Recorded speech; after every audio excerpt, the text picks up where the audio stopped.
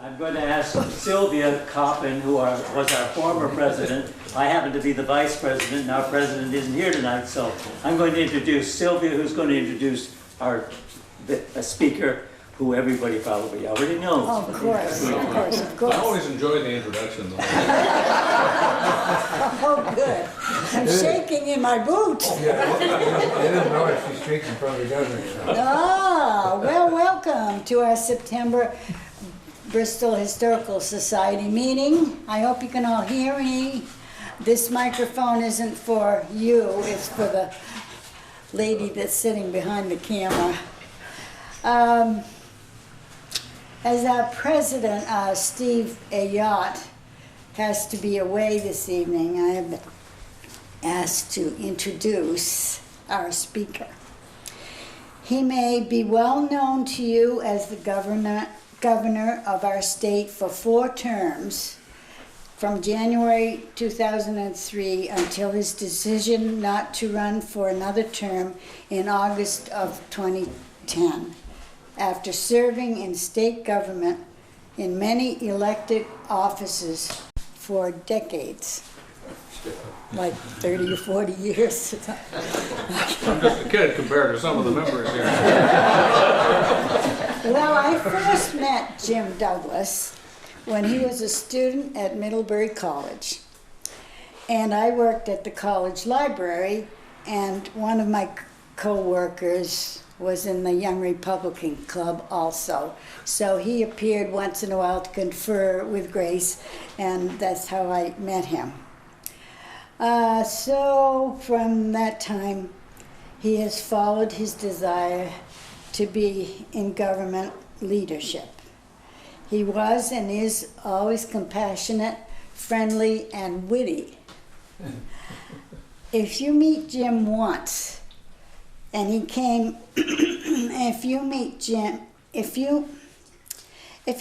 Jim once, you can know that probably the next time you meet him, he will remember your name. It is my sincere pleasure to welcome former Governor Jim Douglas to our Historical Society meeting. Thank you.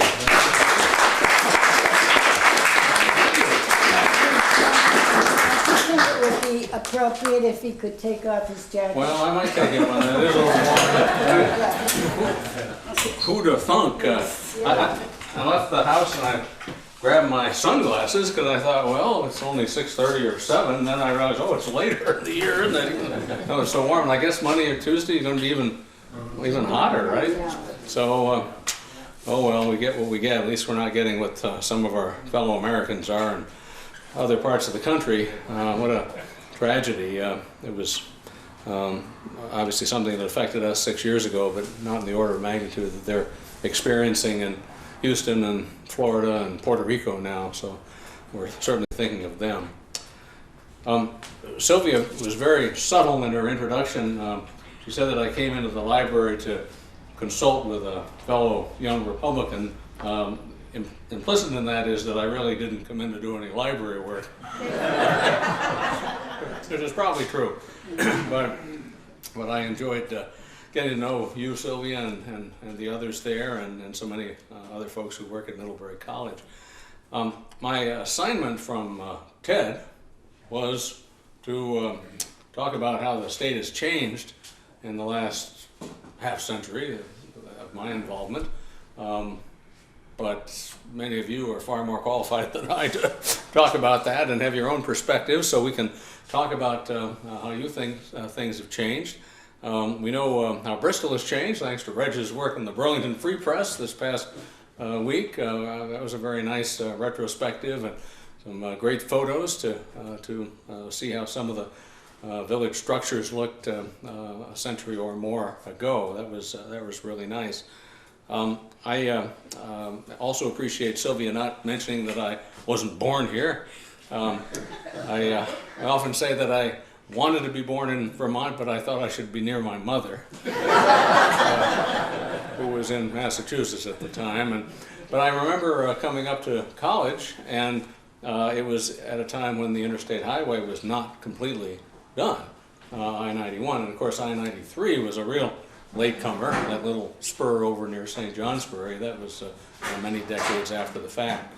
We had a little ceremony in '06 on the 50th anniversary of the completion of the first stretch of I-91 between Guilford and Brattleboro. There's a historic marker there. As you'll probably remember, it was President Eisenhower's vision to have an interstate highway system and for defense purposes largely, but Vermont certainly was an important part of that infrastructure. I also remember a time when there wasn't a single stoplight in Middlebury. I'm not sure when you got yours in Bristol. Anybody? We only have one. Roughly? Yeah, I know. Well, 20 years ago. recently. Well, anyway, I remember when there were none in Middlebury, and now there are a whole lot, and they're talking about even more. So we'll see what happens. But it seemed like we used to be able to get around a lot more easily than we did in the old days. I came to Middlebury as a freshman 49 years ago, and I'm often asked by people, well, what's changed on campus? Obviously, there are new buildings. That's pretty obvious. But I think there are really two things that are quite different. I feel like I'm in a time warp because I went away for 40 years, roughly, and then came back, and now I teach a class, at least one class a year, sometimes two. The first thing is technology. I tell my students that I typed my thesis on a typewriter with carbon paper. I've had some ask, what's carbon paper? Literally. And one student had an epiphany, and she said, oh, is that what CC comes from? Yes, it is. Yes, it is. So, and I tried to explain how difficult it was when you make a mistake to have to roll it back and change several copies, and it was a... Now, of course, some students paid other students to type them, not this cheapskate. So technology is obviously a big difference. And I can tell you that the modern equivalent of the dog ate my homework is, I know I emailed that paper to you. Well, sometimes they did, sometimes they didn't. The other thing that's different, I think, on campus from, I said there were two, actually, I'll give you three changes, is grade inflation. I mean, in my day, a gentleman C, I don't want to disclose my own GPA, was accepted. I mean, it was average, it was fine. Now, a student in Middlebury gets a C, it's like failing. So grade inflation is really, I think, inappropriate because I don't think it's an accurate reflection anymore of how a student actually performs.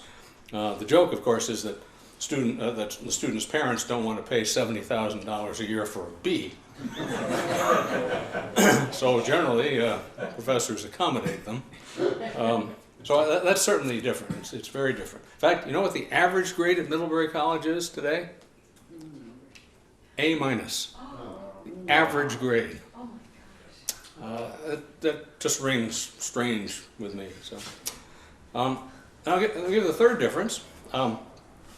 A little story came out in the last day or so about a new interim policy on campus regarding invited speakers. Perhaps you heard about a little matter last March where a gentleman was invited and things got out of hand.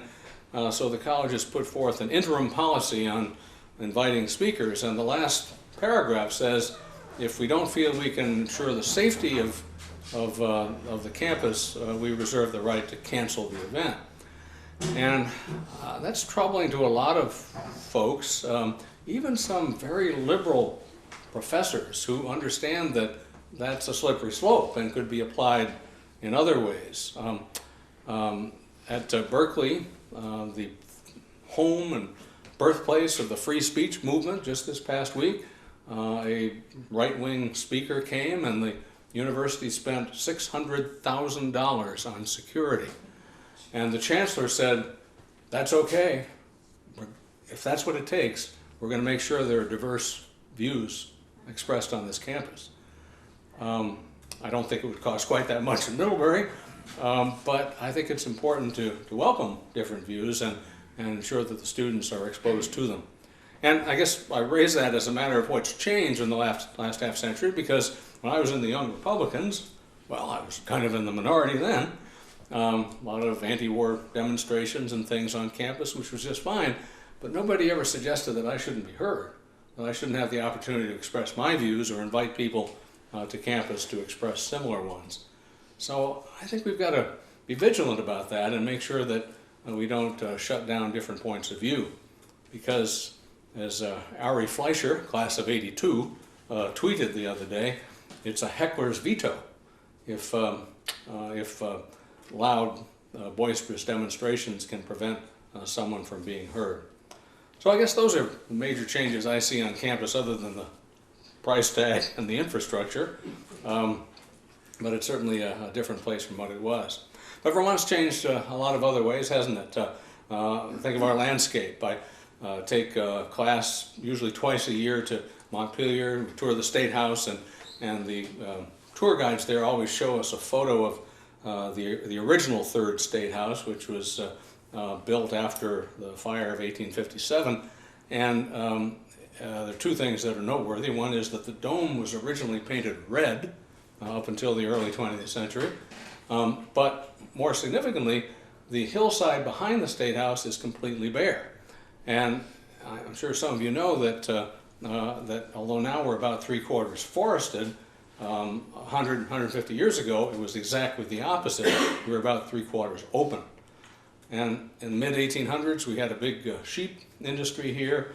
A fellow named William Jarvis from Wethersfield was the consul to Portugal, and you saw the merino sheep over there and how valuable they might be if it became an industry in the United States. So he brought them back. He couldn't at first because of some export restrictions, but after a while the Spanish authorities loosened up, and so he brought sheep to Vermont. We had over 1 million sheep in the mid-19th century.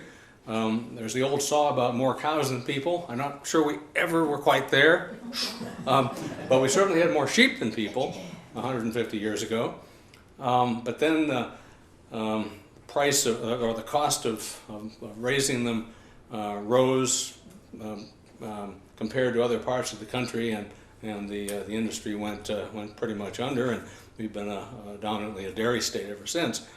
Kind of sounds familiar, doesn't it? The cost of business in Vermont was higher than other parts of the country in the mid to late 1800s. But that's what drove the merino sheep out, and without 1 million sheep to graze, the state became a lot more forested. We're known as the Green Mountain State for several reasons. Not only the mountains that bear that name, but our environmental stewardship, our commitment to the air and water, and the beauty of the land that we live on. We were, of course, one of the early states to ban billboards, and that passed the legislature in 1968. It took 20 years before they all came down. There were so many lawsuits, but it was approved in 1968. And 2 years later, Act 250 passed, and some other revisions to that. We've had the cleanest air in the Northeast for many, many years. We're the only state that was exempted from the previous federal administration's EPA rule on emissions, because we don't have a problem here. So they're fighting to repeal it down in Washington. It doesn't really affect us either way, because we're what's called a net carbon sink. We may have just shifted a little bit away from that, but that is, we absorb more carbon dioxide than we emit, because we don't have smokestacks and big industry and municipal plants that are spewing forth stuff into the atmosphere. Sometimes, though, we've had to work to preserve the quality of our air. Does anyone remember the episode 10 or a dozen years ago when the Ticonderoga paper mill wanted to burn tires as a fuel source in its smokestacks, and so we launched what we call the Second Battle of Ticonderoga. We had a convoy from Middlebury. I got on a school bus. I'd forgotten how small the seats are, and we went across the previous bridge and went to a big hearing in the armory over there, and made our case that we didn't want any tire-derived fuel being burned, because the prevailing winds, of course, come toward the east. In the end, the company said that they would desist because it wasn't economically feasible. But I was quite concerned that they were going to persevere, and I offered to actually pay for the scrubber. We've got some those federal grant programs where I could get some funds to pay for it, and but they weren't interested. I guess they were reluctant to set that precedent, and so they fought us. But ultimately, we prevailed and were able to maintain the quality of our air. So our environmental stewardship is something that we treasure here. It's important to us. It's our brand, and we hope in one way or another it will continue for some time to come. Obviously, we've had a few changes politically in the last half century. You know about what happened in 1962, of course, when Phil Hoff had that sort of Burger King cardboard crown put on his head as he was paraded through the streets of Winooski well after midnight on election night, and proclaimed the King of Winooski because that's the city that put him over the top in that election. And he proclaimed 100 years of bondage broken. Ouch. But he, of course, was the first Democrat elected governor by the people. There was one in 1853 who was chosen by the legislature when there wasn't a majority, but the first one elected popularly. But I think the changes really started before then. That was 62, but remember in 1958, we had a Democrat elected to Congress, Bill Meyer, who was elected for one term.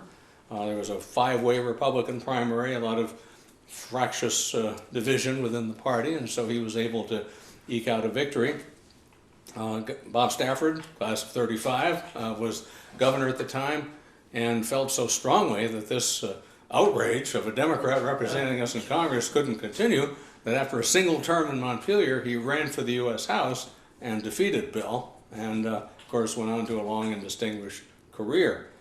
Meyer was either crazy or ahead of his time. As you know, he favored recognizing the People's Republic of China instead of the Republic of China on Taiwan.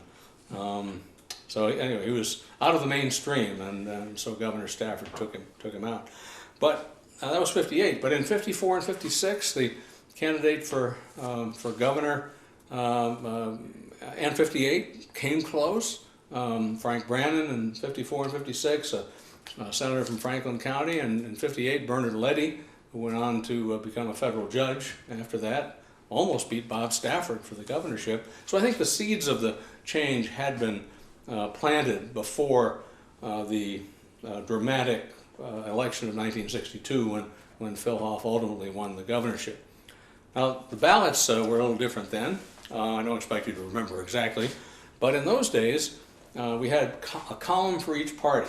Now when you go in to vote, all the candidates for a particular office are listed alphabetically in a kind of clump, and you get to choose whom you want to support. But back then there were columns, Republican, Democrat, and other, and there was an independent Vermonters party that nominated Phil Hoff in 1962, so that those Vermonters who couldn't possibly in a million years vote for a Democrat could vote for an independent.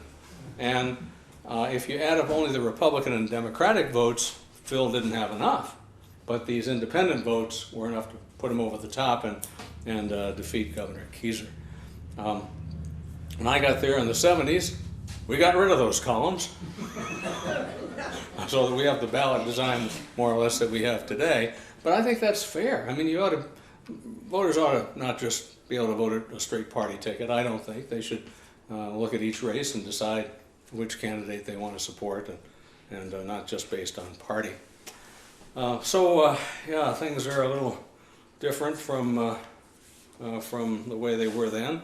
I think the first big money campaign was really 1970. Both Governor Davis's reelection, where he had that ad bailing out the boat, remember that? Governor Davis had led the state to impose a sales tax in 1969, 3%, and he was taking a lot of grief from that. So he wanted to make the point that the state was in financial trouble and that sales tax was necessary to balance the budget. And so there was the famous ad of him bailing a boat, and the caption was, "Davis is saving our state." And a very simple ad, but very effective, and a greater use of television than we had seen in the gubernatorial race before then. And we had a U.S. Senate race that year, as you'll recall. Senator Prouty running for re-election against former Governor Hoff, and that used a lot more television than we had seen in the past as well. So it was kind of a watermark of, or a watershed year of moving forward with kind of the big money. I mean, it's all relative, but big money phase of campaigning in Vermont. But it's gotten worse. In 1996, 20 years ago, before last fall's election, the total spent by all candidates, all political committees in the state of Vermont was $500,000. Last year, 17.6 million. So in 20 years, it's increased by a factor of about 35. A little inflation then, I understand, but still, it's a whole different order of magnitude from what we had only 20 years ago. As I said, I think 1970 was a big spending year. But look at what we're doing now. We had some other changes, obviously, largely demographic, and I want to spend a few minutes talking about that because those challenges persist, and I think it's something we've got to take very seriously. We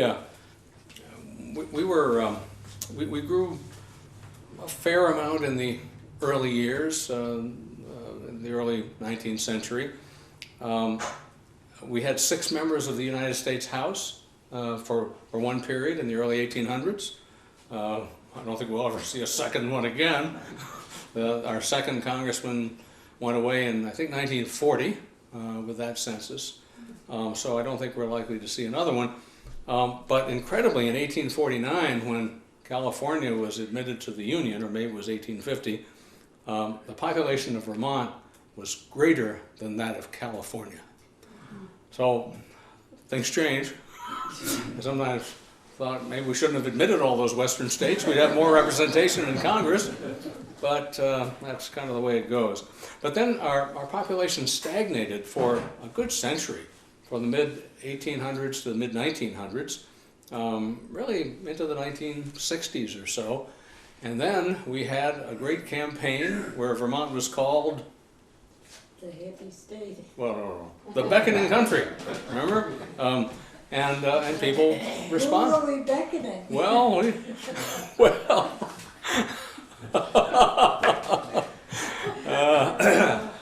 They transported themselves. well, all right. Well, I came then, so they weren't all hippies. So yeah. But yeah, anyway, we grew in the late 20th century. But since the turn of the century, since about 2000, our population has stagnated again. It's actually gone down just a little bit. And I often wonder why that is. I mean, this is a beautiful place to live, right? It's the safest state in terms of our crime rate. It's the greenest state. It's highly educated. We have natural beauty that's unsurpassed. Why aren't we able to maintain or attract a population? And it's getting, we'll theorize on that in just a minute, but think of these statistics. Since 2010, Vermont has grown more slowly than any state except West Virginia. 2/3 of our cities and towns have fewer residents than they did in 2010. In the southern 4 counties, Rutland, Bennington, Windsor, and Windham, only 3 towns have grown.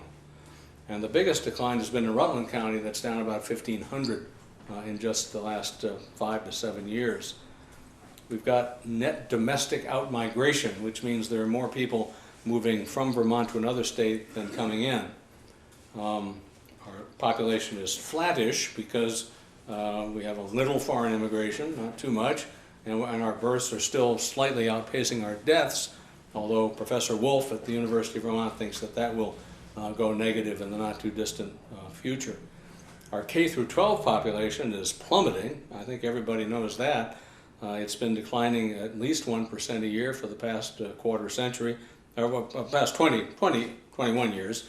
And what's interesting is when I assumed office in 2003, all the experts told me that the population decline among our school kids would continue for a while, but would bottom out in 2017.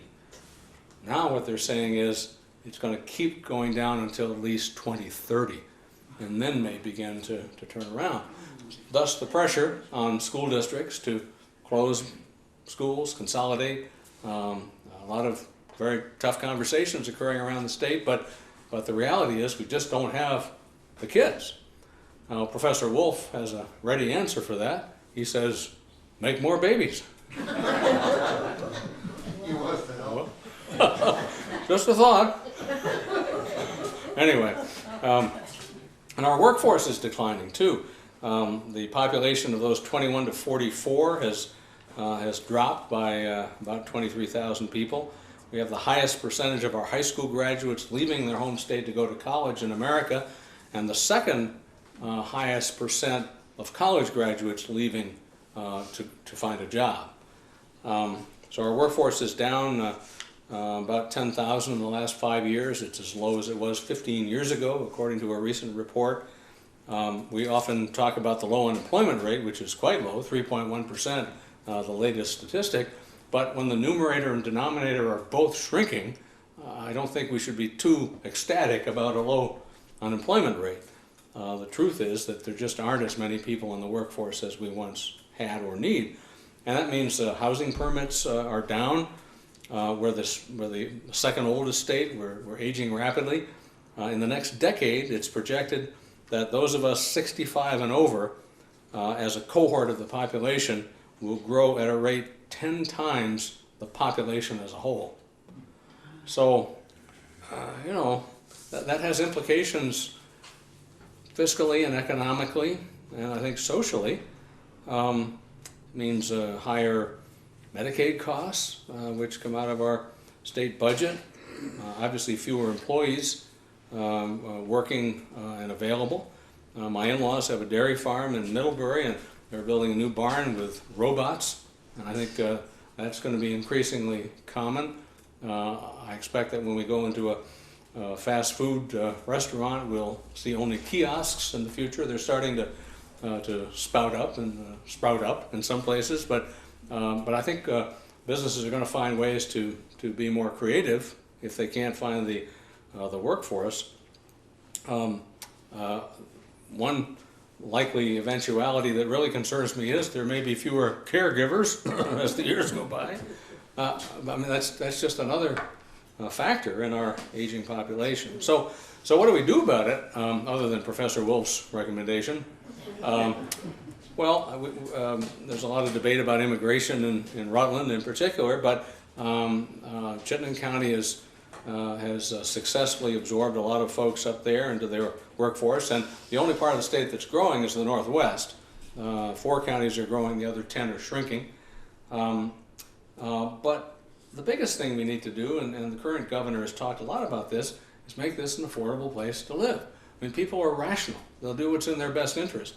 If they can find a home they can afford, if they can find a job that they enjoy and is sufficiently rewarding, they'll live here. Because, as I said a few minutes ago, this is the best place by all other standards. It just has to work for every family's finances. So I think that's got to be our top priority. And it's not, it's across the ideological spectrum, I think, too. I hoped that some of Brett's colleagues would kind of get the message a few years ago when a company like Burton, an employee-friendly firm, says, we just can't sell a snowboard for what it costs to make here. Or when Keurig begins to subtly and slowly move its corporate leadership to Massachusetts. When C&S Grocers in Brattleboro several decades ago moved its headquarters across the river to Keene, New Hampshire, you'd think folks would kind of figure out what's happening here and make some adjustments. The latest study I saw in USA Today said Vermont has the third highest tax burden in the country as a percentage of personal income. We've floated between 1 and 5 or even a little lower. I remember vividly a debate in my second campaign in 2004 where I was waving a statistic from the Tax Institute saying we had the highest tax burden in America, and my opponent said, no, no, no, I have a study here that says we're only 5th highest. I said, okay, all right, well, we're up there. And we've got to recognize that and deal with it, or we just aren't going to be able to attract the kind of people to be a part of our future. Well, other things have changed too, you certainly know. We talked about technology. We have phones with us all the time. I don't know how we got along without them, but we certainly did for quite a long time before then. We have more technology, and even with respect to weather. I remember after the '92 floods in Montpelier, I wasn't involved directly then, but the state installed some sensors with the city to alert the local officials when the water level rose to a certain level, so they didn't have to just wonder or set their alarms and get up and check. So I mean, we do a lot of things differently from what we did. Some things have changed in the social areas. Different opinions on them, obviously. Let's talk about legalizing a certain agricultural product in Montpelier now. I remember when we got rid of the Sunday blue laws. I was in the legislature then in the 70s. Ames department store in Middlebury was happy, but they didn't survive, did they? But I remember they were an advocate of it. We talk about how we pay for health care. We went through civil unions and gay marriage. We have same-day voter registration, of which I'm not a great fan. So a lot of things change, and maybe we're just old-fashioned. We talk about energy with lots of structures going up on our ridge lines and fields with a great deal of controversy, understandably. So things change, and I guess that's inevitable. I came across an interesting article where it was a review of a book. I didn't read the whole book, in the interest of disclosure, but a fellow named James Scott wrote a book about called Against the Grain, and he identifies what he believes is the single most important invention in the history of humanity. Anybody want to? We have to have audience participation here. So what do you think is the most important invention throughout all human history? Not what he said. I love the camera. Camera. No, he didn't mention that, Sylvia, either. Oh, what we do without a camera. I thought you were going to say the automated card catalog or something like that. Oh, yeah. Well, he argues that it was fire, because he says that allowed us to cook. Cooked food allows better digestion. Better digestion leads to bigger brains. Our brain takes more of the energy we consume than other mammals do. I guess that's why we're smarter than the average bear. But he argues that that initially led to a series of changes in human history that has provided for the greatest advancement of humanity. So that's one opinion, but I was interested in your thoughts. So a lot of changes over the last 50 years. Who knows what it'll be like 50 from now? Some of you will be here at the over it covers, but some of us may not be. But let's hope it's all positive. And I think the most important thing I'd suggest is we can't just leave it to happenstance. We have to make some policy choices, some changes, try to point our state in a direction that will allow for the kind of change that we want and that will facilitate a more robust society, a more vital workforce and population so that more of our kids can stay here and make Vermont their future home instead of finding hope and opportunity somewhere else. So let's stop there and see what you'd like to talk about. Ken? You didn't mention the effect on political life of the one man, one vote change. Well, I guess I could. It was in 1965 when a series of court decisions, the most famous one, Buckley v. Hoff, required the House of Representatives to be reapportioned. It was, you're right, one town, one vote in the old days, and the court was persuaded that Burlington with 38,000 people and Stratton with 100 shouldn't really have the same representation. And so they forced that change. There was a special session to vote to reduce the size of the House, which wasn't required, but to reapportion it based on population. And there are a lot of accounts of that final session where a lot of tears flowed on the House floor because some members from very small towns said, our town will never have a member of the House again. And he's right. He was right, at least so far. The town of Standard, for example, in the Northeast Kingdom. So it did change the complexion of the House. It didn't change it, the partisan breakdown immediately, though. The next couple of sessions were still heavily Republican, but over time, I think it clearly has. I mean, when Chittenden County, the city of Burlington have a great deal of representation that's very different from the old days, and that's your point. We still have our county-based Senate system more or less, but as you know, it's adjusted somewhat. I think Huntington is in the Addison district now. Brandon was for a while. They kind of adjust the boundaries to make them sort of county-based. I'm not a fan of that, particularly because of what's going on in Chittenden County. The Chittenden district has 6 members at large. There's one in Colchester, so really Chittenden County has 7 senators out of 30. Remember, the Northwest is growing, and the rest of the state is shrinking. What are they going to do, 20, 30, 40, 50 years from now when Chittenden County gets 15? Maybe they'll split it up finally. I think they should now, because I think it's difficult for someone to go in and see a huge number of candidates on the ballot for 6 seats at large. That's the largest Senate legislative district in the country in terms of the number of positions that voters choose. So yeah, I think that was important. Chris Graff, class of '75, who ran the Associated Press Bureau in Montpelier for many years, wrote a book called Dateline Vermont, to which I commend your reading. And he identifies, I think, the top 20 changes of the 20th century, and clearly that's one that he cites as very important. He cites the building of the interstate as a key development too, and I'm not sure I can remember all 20 tonight, but that would be interesting. You probably thought I had a bag of tricks here, but in fact, my publisher would be unhappy if I didn't tell you that I have an opportunity for you. If there's my memoir that I'd be certainly happy to part with for a modest fee plus sales tax.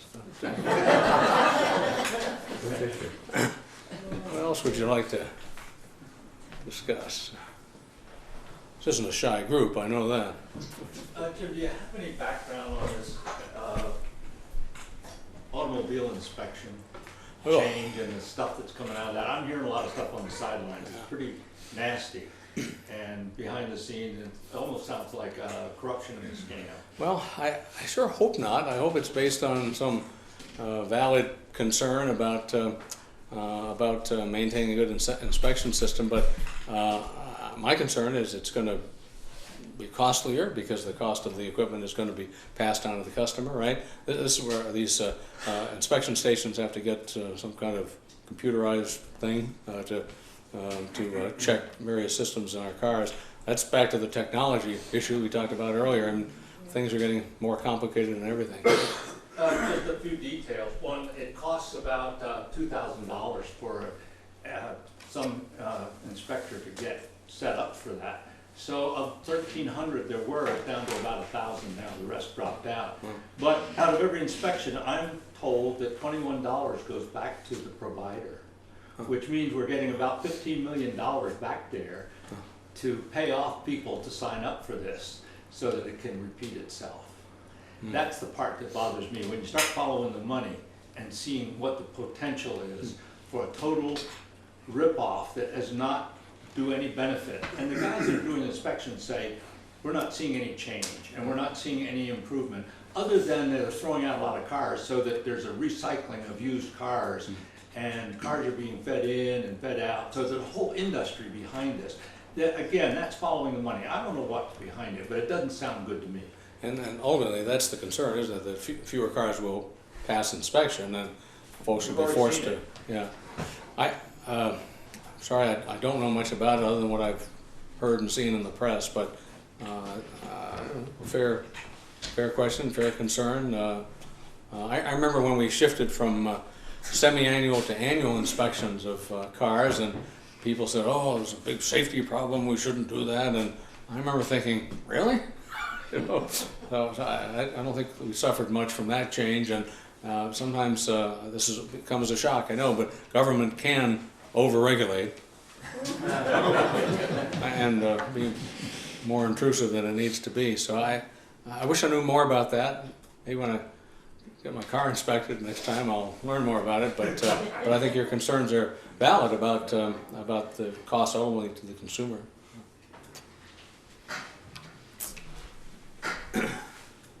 Yes, ma'am. I wonder if you'd comment on bipartisanship or the lack thereof. It seems to be becoming an endangered species, and it really, I echo with my headphones on. But, and I don't think of Vermont being that way, but I'd just like your thoughts on Vermont and the history of that, and at present, and also for the country. Well, and thoughts about the future. Yeah, and well, where it's we're going. a great topic. I'm very concerned about the scene in our national capital now. Oh, the question was, what about bipartisanship, and how has that changed in recent years, and how is it different here from Washington or elsewhere? It's terrible down in Washington, isn't it? I mean, they can't seem to do anything. In the last few years, they went 4 years without even passing a federal budget. Finally, they got their act together and passed one. There was one recent year when the most bills had to do with naming post offices or something like that, or resolutions of condolence as opposed to anything of real substance.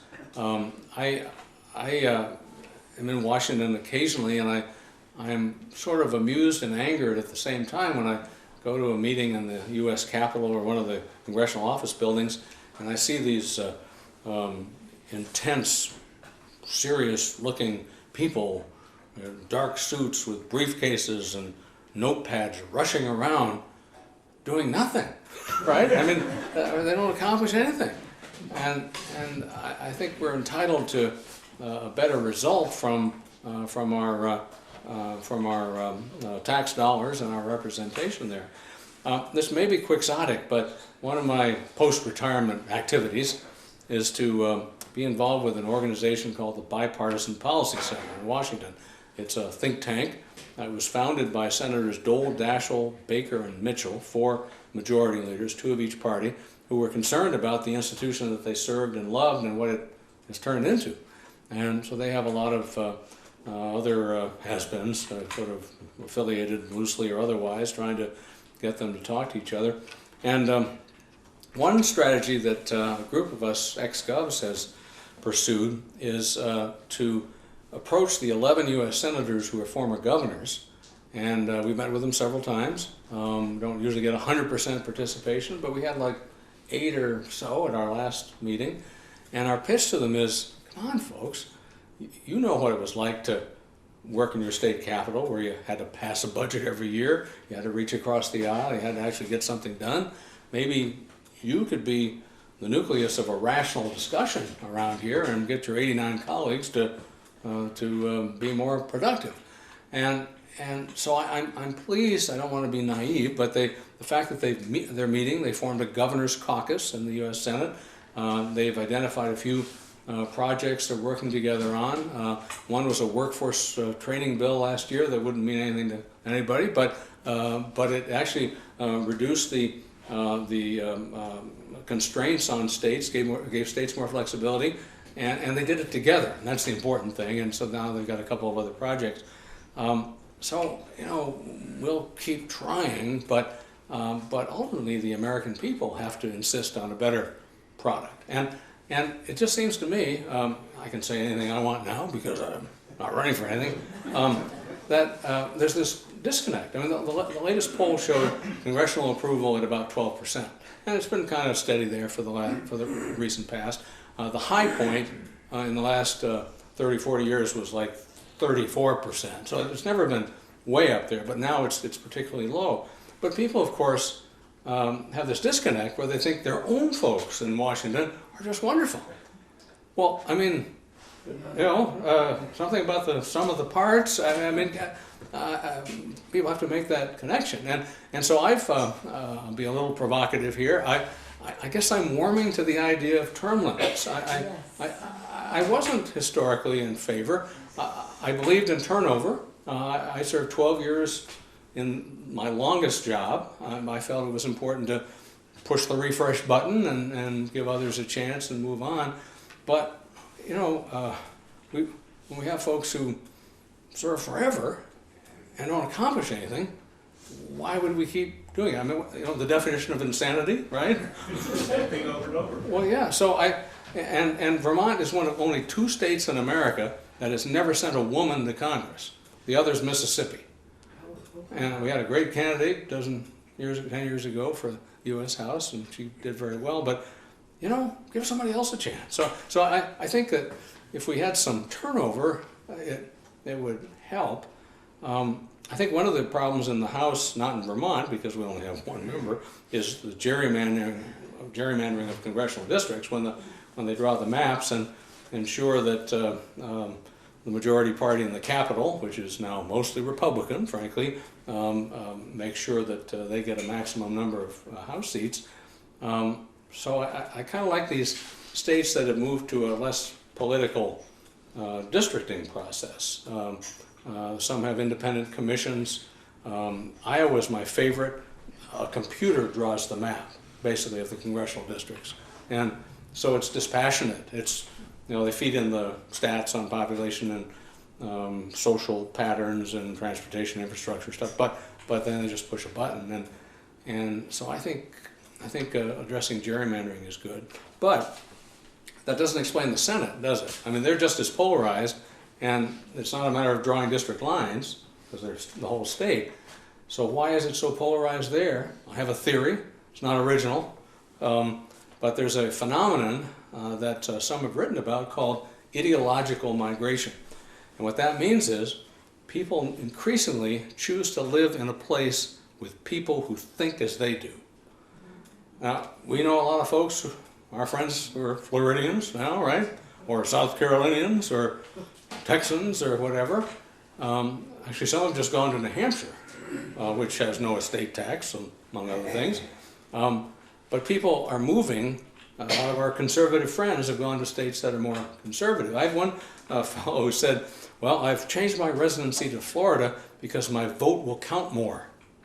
I thought, well, he's right, in a way, right? They have competitive elections down there, very close ones, like in 2000, right? So it struck me as strange, but it's true.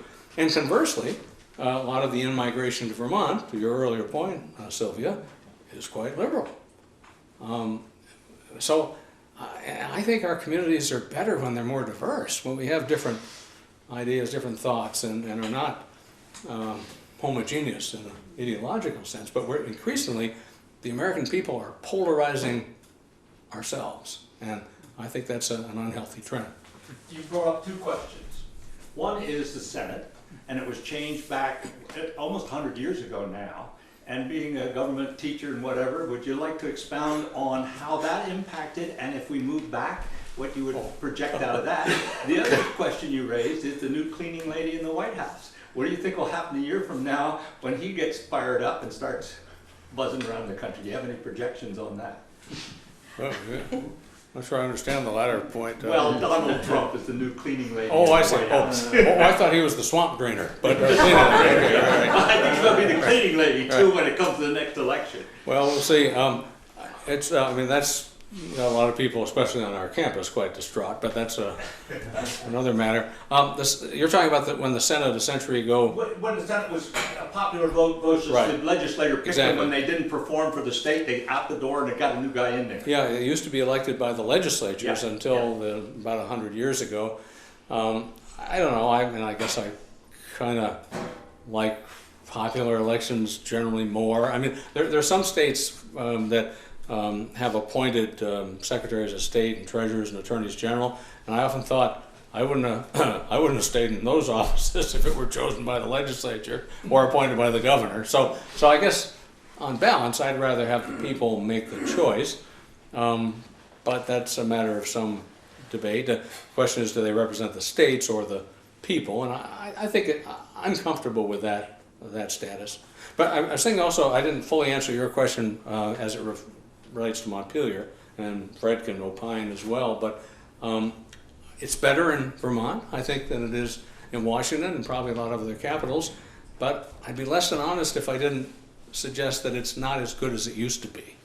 When I first went to Montpelier as a freshman, I literally didn't know what party everybody was. Now, by my second term I did, but I didn't know because we didn't have party line votes. There were different kinds of coalitions, you know, rural, urban. The East Coasters were all very protective of their competitive posture with New Hampshire, for example. We had farm interests and different groups like that. We had a youth caucus my first year. In 1973, we had more legislators 25 and under, age 25 and under, than any other state. I was among them. We didn't caucus for long because we soon realized that we didn't have anything else in common. But there weren't party line votes. And now, especially in the House, less so in the Senate, they're kind of free form, but when I look at the roll call votes, there are a lot of them, a lot of party line votes. And so, and I'll tell you a specific story. When I took my students there a year or two ago, we debriefed the day after and talked about what we saw under the dome. And one student raised his hand and said, I got a question. Why were there so many members of the House absent? And frankly, in my day, attendance was better. And I said, well, I got to be honest, because they already know how they're going to vote. Sorry to say that. But, and it was a supplemental budget, you know. And so it's not as good as it used to be, even here.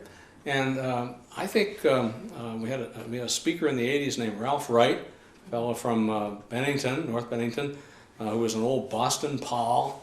And he actually made a mistake once from the podium when he said, the House of Representatives of the state of Massachusetts, I'm in Vermont, will please come to order. And I think he changed the tone there in a way that wasn't positive. I don't say it's all his fault, but that's kind of a key demarcation point of when things became a little less satisfying than they were in the old days.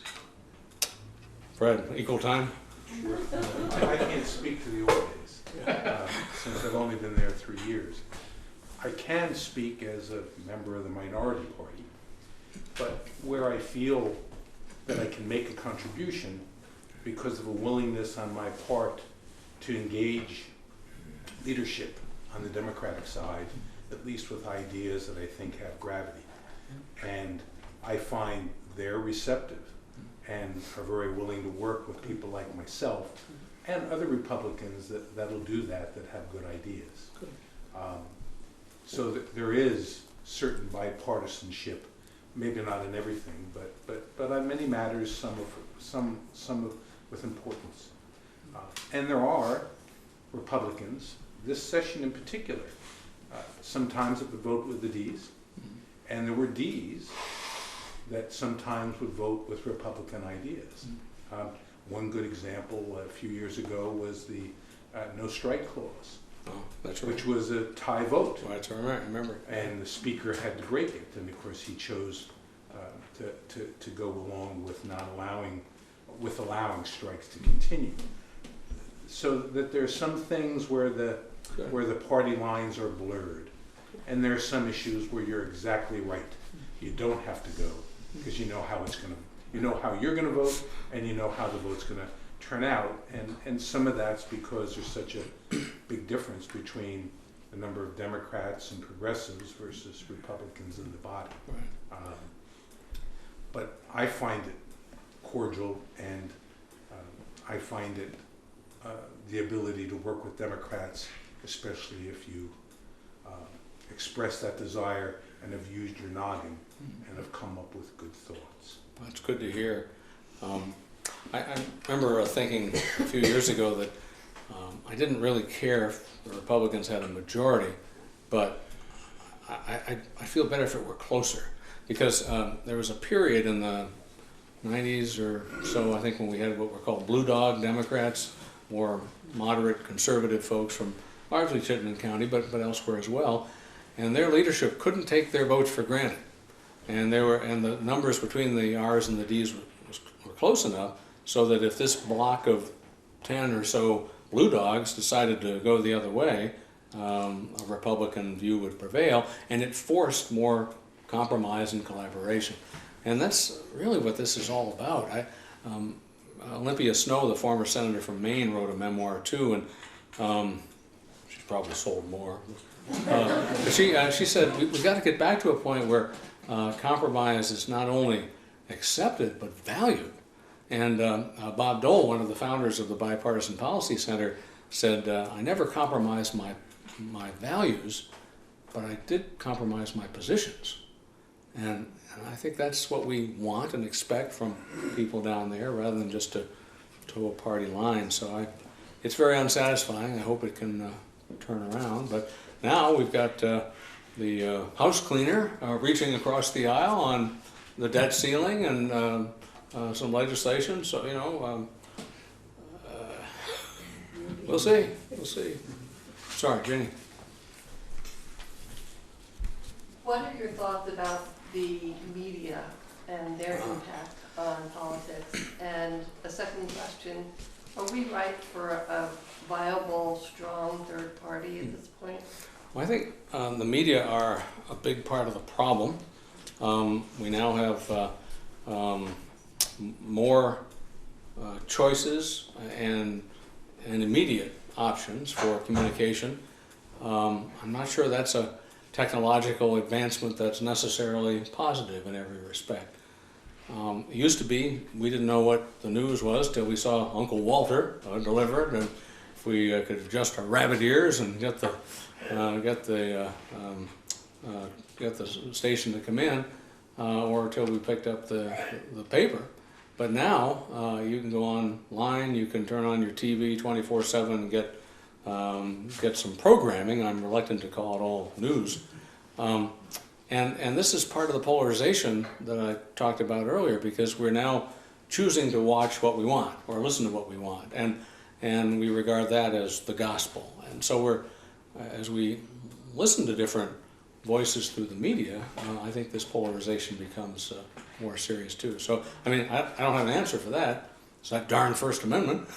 People have a right to say and express whatever they want, and I certainly respect that, but I don't think it's been always positive. When you're a station manager and you've got to fill 24 hours a day, you're going to fill it. And if you're competing with somebody else, you're going to be provocative. I remember an interview once with Walter Cronkite where he's been gone a while, but even back then he was asked on this very point, don't you people, inflame the stories and make them more sensational than they are? And Cronkite said, well, I gotta be honest, we're not going to do a story about the cat that did not get stuck up in the tree. So I think that's a problem. But the other part, third party. Well, as you know, 160-ish years ago, there was a new third party called the Republican Party. We had Free Soilers and Whigs and some Democrats who came together in the 1850s. In fact, there's a great quote from an early Vermonter when the Republican Party was formed here, saying, "No self-respecting Vermonter could call himself a Democrat." And so they formed the GOP, and the Republican Party was founded either in Ripon, Wisconsin, or Jackson, Michigan, depending upon which account you choose in the 1850s. The first presidential nominee was unsuccessful, Colonel Fremont, but the second one won, Abraham Lincoln, and we had a pretty dominant Republican Party for quite a long time. But the key issue there was slavery, and I don't know that we have such a galvanizing issue in our time right now. I mean, there are other issues, obviously, but that was so dominant that I don't think the circumstances are quite the same. And independence, there's talk about Mayor Bloomberg or other well-heeled people running as an independent, but political parties have a lot of infrastructure, they have a lot of money, they organize well. I think it'd be pretty tough to overcome that. We had some serious third-party candidates, obviously recently, Ross Perot in '92. He didn't carry any states, but he perhaps cost the president re-election. George Wallace did carry 5 states in 1968. Strom Thurmond carried some in '48. I mean, there have been efforts at third parties that haven't quite made it, so I don't know if we're quite there. I mean, I was talking with some folks yesterday who said, well, the Republican Party is in such a state of turmoil, it's about to disintegrate, isn't it? I mean, all this infighting and stuff. And I said, wait a minute, let's step back a minute here. Republicans hold the White House, both houses of Congress, 34 governorships, which ties the all-time high in our nation's history, 2/3 of state legislative chambers. In fact, during the Obama presidency, about 1,000 state legislative seats switched from Democrat to Republican. I said, I don't think that sounds like a party on the verge of decline. And meanwhile, we have the Democratic nominee from last fall who just won't let go. And we've got Bernie galvanizing some, I think there's as much stress on the other side of the aisle as there is on ours. But it certainly is more tumultuous than it's been and on both sides. But whether it really leads to the emergence of another party, I guess I'm not ready to predict that. Of course, in France, it kind of happened this year. The new president formed a party and within a month or two had a majority in the lower house of Parliament. So, I mean, I guess things can happen, but and ironically, his favorability is no better than our president's right now, which is kind of interesting too. Ken? Maybe I'm thinking the wrong way, but both the major parties, and you said it yourself, they're sort of ingrown, and they have their institutional situation that they can't really break out of. And I really feel that Donald Trump and Bernie Sanders represent the same concept, in a sense. The people that are dissatisfied with that ingrown. I think that's right. I think that, I mean, the irony is, here's a Republican nominee last year who wasn't a Republican until very soon before the season began, and we have Bernie, who's never been a Democrat. In fact, I have a lot of fun with friends from other states when I say, you know, the people of Vermont have only elected one Democrat to the United States Senate in our history, which is true. And they said, what? You got Leahy and Sanders. I said, he's independent. so you're right. It's the dissatisfied folks who don't feel that the Washington establishment has worked for them.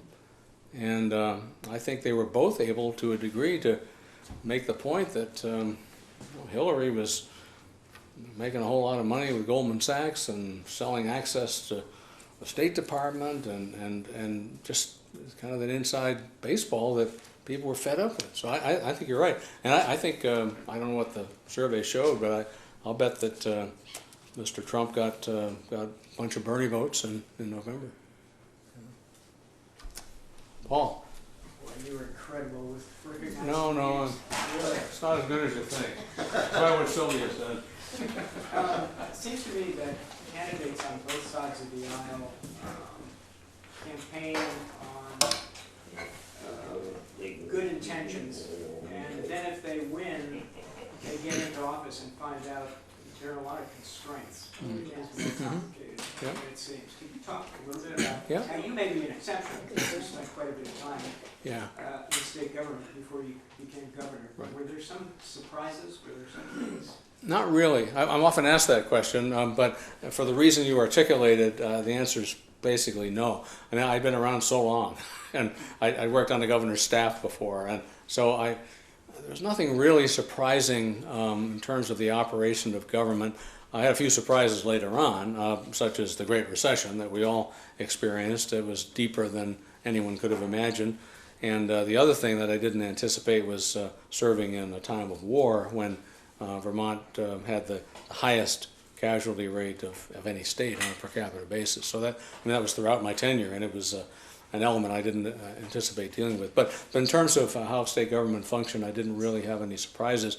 But it's an interesting topic because after every election, there's a seminar for new governors that we call boot camp, where all the newly elected folks come, and then the veterans or the faculty and talk about the job and different aspects of it. And one question, I think it was after the 2010 election, was on your point. A fellow asked, has anyone ever had an experience where you berated your opponent about some idea that he or she had during the campaign, and then after the election realized that it was a pretty good idea after all? And one guy said, yeah, I did. I had exactly that experience. And well, how did you handle it? And he said, I was honest about it. And said, I'm older and wiser, and I know more, and that was a good idea. So I think honesty always is the best policy. So I think that does happen. I just don't recall any experiences in my own time. I don't want to suggest I knew it all, but I mean, I kind of knew the drill, which was helpful in a way, because people were less able to try to pull stuff on me, right, because I'd been around. The other reason I didn't have a lot of funny business is that I got around the state so much. I mean, people made fun of me for doing that. There was one wag during my time who said, that Douglas, he'd go to the opening of an envelope. Well, okay. But because I got around so much, I remember talking with some of the legislative leaders with whom I met weekly, and I said, come on, folks, you understand that nobody talks to more Vermonters in the course of a week than I do. And they had to admit that that was true, even if they didn't go along with what I was suggesting. So that was helpful as well.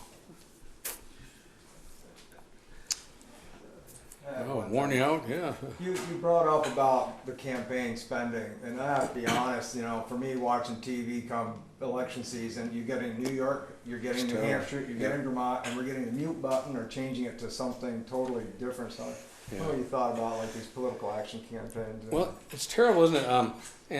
There's always a lot of talk about or theorizing about whether it's effective, but I guess it is, or they wouldn't do it, right? The folks who own it's changed hands, but the former owners of Channel 3 used to delight in election season because, as you say, they get ads for New York and New Hampshire, maybe even more than Vermont campaigns. One thing I think is good, Channel 3 limits the amount of ads it will sell to any one candidate. I'm not sure that all stations do that. Still seems like it's 24/7, but believe it or not, there's a cap on the amount that they'll spend. So I had an unsuccessful outing, some of you may recall, in '92 against a senator, St. Patrick, and I argued that he'd been there far too long in 1992. But I actually outspent him on Channel 3, even though his total spending was 6 times greater than mine.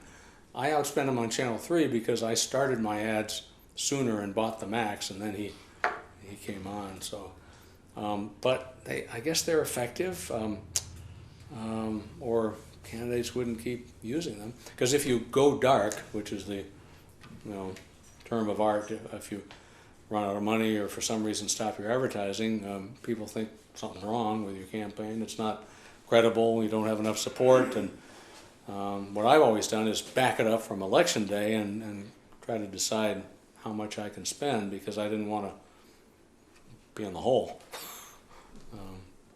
But I think TV is still pretty effective. But going forward, coming back to the new technology that we talked about earlier, will it be, or will online stuff and more direct email shots to potential voters to some degree supplant the broadcast advertising that we see today?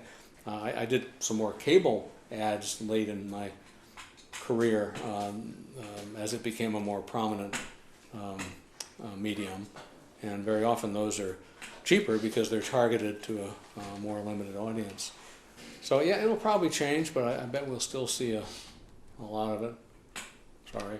Yeah, it's pretty frustrating. Yeah, I know.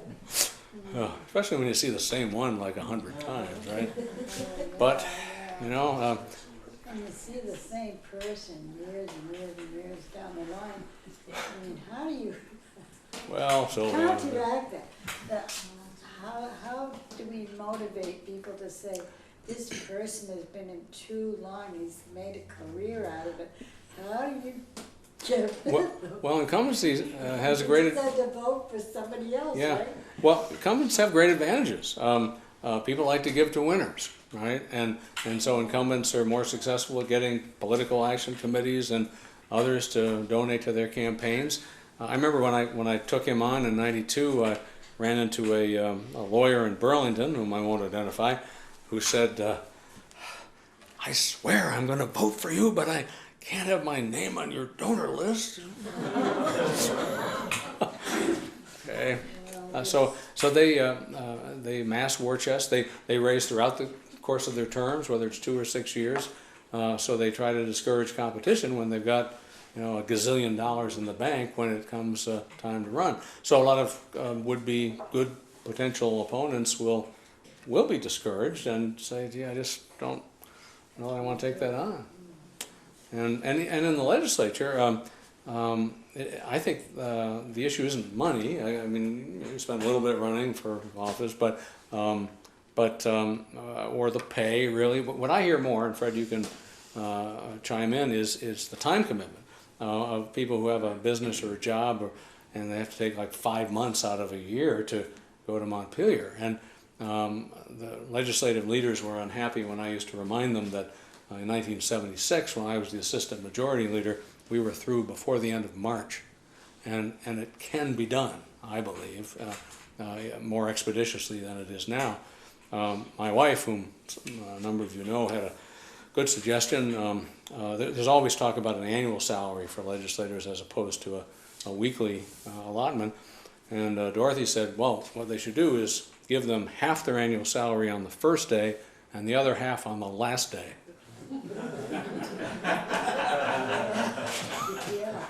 So, You recall, Jim, That's not when you bad. were in leadership, how many bills were submitted? that's Fred asked how many bills were introduced. Former clerk of the House did an analysis of that over a multi-decade period, so it's a little dated now. But what's fascinating is the number of bills introduced rose dramatically. The number that passed has been flat for about a half a century. Whoa. But your point is a lot more to consider, right, and to deal with, and to. But I don't know. The other thing I noticed is in the 70s, when I was a member, the legislative draftsman would come and say, "Hey, Representative Douglas, there's another legislator who wants to introduce a bill that's very similar to yours. You suppose you can get together on it?" But increasingly, I see people who want their own name on a bill, separate. And so I think that's a lot of increase in the numbers, kind of for home consumption. You know, I introduced that bill you wanted, and so but the number introduced has risen dramatically. I've often wondered, I think Vermont's a great state, and yet, just in the first year of this biennium, between the Senate and the House, I'm pretty close to right, I think there's 750 individual bills that have been submitted. That's a powerful lot of information to try to get your arms around. Yeah. And you wonder, do we need that many? Are things, do they need adjusting and fixing so much? We'll have well over 1,000 by the end of the biennium. New pieces of legislation. Yeah, I think we overdo it, and one reason I cited earlier, but I remember the department, now Agency of Education, would come in every year and say, well, this is our annual housekeeping bill to change all the statutes that need to be. And so I remember asking at one point, why do we have so many problems every year that we have to rewrite the law? I mean, it seems to me that the law probably is too detailed. You know, we wouldn't have to tweak every paragraph like that. And so I think over time, I mean, if you look at the statutes of 1947, you know, they fit in one book. And ever since then, I mean, look at the VSA today, it's, you know, be about 3-4 foot stack of books. I think we've just over legislated, and so that requires more changes. You know, and there's always talk about a session when we do nothing but repeal bills instead of passing new ones. Well, that's a little hard to do, but I think we overdo it. And I remember one colleague with whom I served in the 70s who never sponsored a single bill and was one of the most effective legislators I remember, because he said, I don't want to be a target. I don't want my name on the bill. You know, the other side will try to kill it. And so what I do is well, he was chairman of the committee for a while. I just put stuff in a bill that I want, and you know, I don't want my name on it. so I kind of admired that. But I think we overdo it. And then, I mean, there's a picture of me somewhere from the 80s with a stack of the statutes on one side of me and a stack of the administrative rules on the other side, which is higher. So you pass a law, and then the agencies promulgate these rules, and there's an awful lot of stuff there too, as you know. Well, I'm not sure we've solved every problem in the state tonight, but at least we have an opportunity to talk about them and reflect on how things have changed, and I still hope that people will stay involved. I admire Fred's perseverance and dedication, and it's nice that you have a little more flexibility in your schedule now, but we need more good folks who've had a lot of real life experiences who can take them to the State House and try to reflect that experience in positive changes. And I think it's always good to have more competition, and instead of having like 70 members unopposed, which we saw not too many biennia ago, I think it's good to raise the issues and give people a choice, and let's hope that we get back to a day when bipartisanship was not only respected but valued. Well, thank you all. Great to see you tonight.